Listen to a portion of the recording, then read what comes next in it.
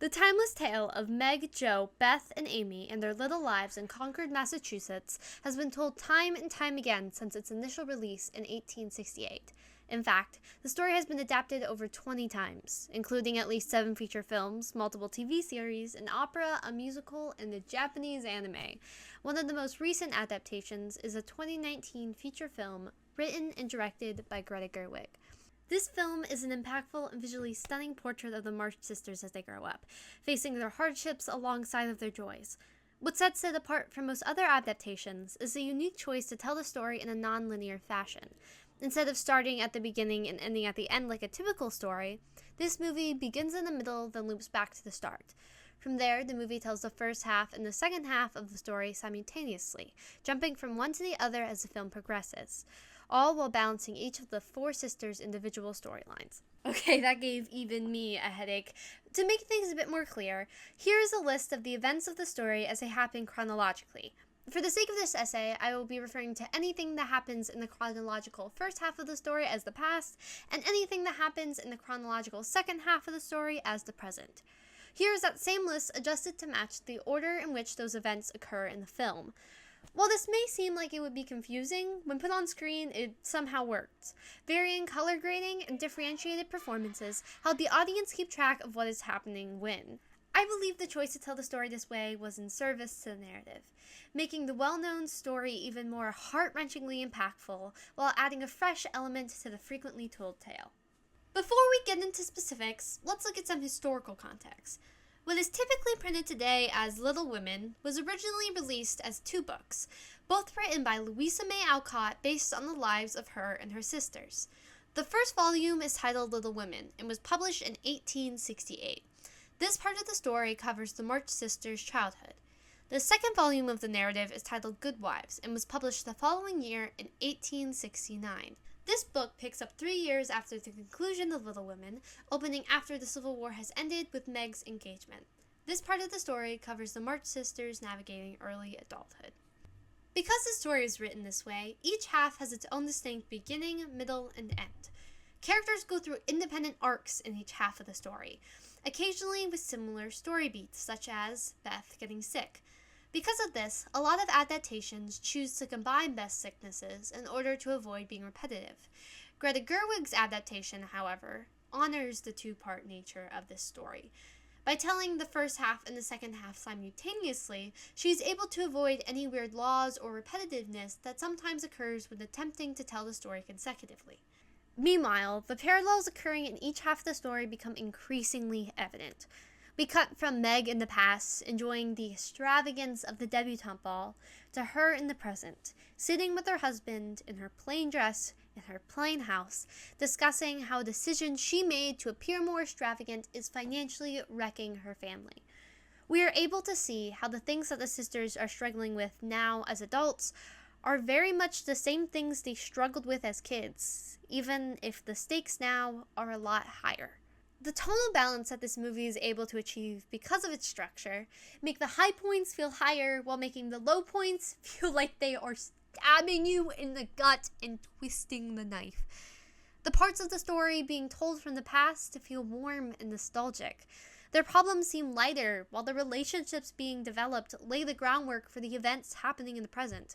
Whenever the story cuts to the present, the problems are more intense, but the emotional stakes remain.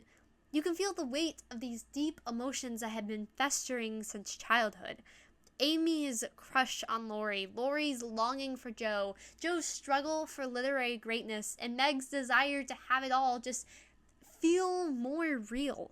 Watching it, you grow to care about these characters, and you want them to get what they want, even if you know that what they want is ultimately out of their reach. Then there is the issue of Professor Friedrich Bär, my least favorite character in Little Women. I kind of hate this man. Professor Bär, or as he is solely referred to in the movie, Friedrich, is a character who I would argue is only there for Jo to marry. This does, however, make sense when looking at the historical context. The author, Louisa May Alcott, did not originally want Jo to marry, but the publishers told her that she kind of had to have Jo marry someone. Enter Professor Frederick Bear. This is something that is acknowledged in the movie through the scene of Jo arguing with Dashwood about having her protagonist marry, and then cutting to a very dramatized sequence of Jo kissing Friedrich. In most other adaptations I have seen, Professor Friedrich Bear really doesn't work as a love interest. He enters halfway through, is typically depicted a lot older than Jo, and overall just doesn't have much depth. This usually also has the unintended consequence of making it seem more like a tragedy that Jo doesn't end up with Laurie. This movie gets around these problems by introducing Friedrich as part of the present storyline relatively early in the movie. Doing this makes Friedrich feel like a more well-established character, ultimately making it more satisfying when he ends up with Jo. Watching this movie, I can find myself actively rooting for Friedrich and Jo, while also realizing the implications of the scene in Dashwood's office. Personally, I love this as a way of honoring Louisa May Alcott's wishes, while also staying true to her book. Let's take a look at a sequence that I believe best exemplifies the nonlinear approach of this film: Beth's sickness. The movie shows Beth in the past as she catches scarlet fever, while Beth in the present slowly fades away. In the past, Beth is fighting her sickness. It is loud and intense. But when Jo in the present begs Beth to be loud and fight, she can't. When she fades away, it's slow and painful instead, both for Beth and for those caring for her.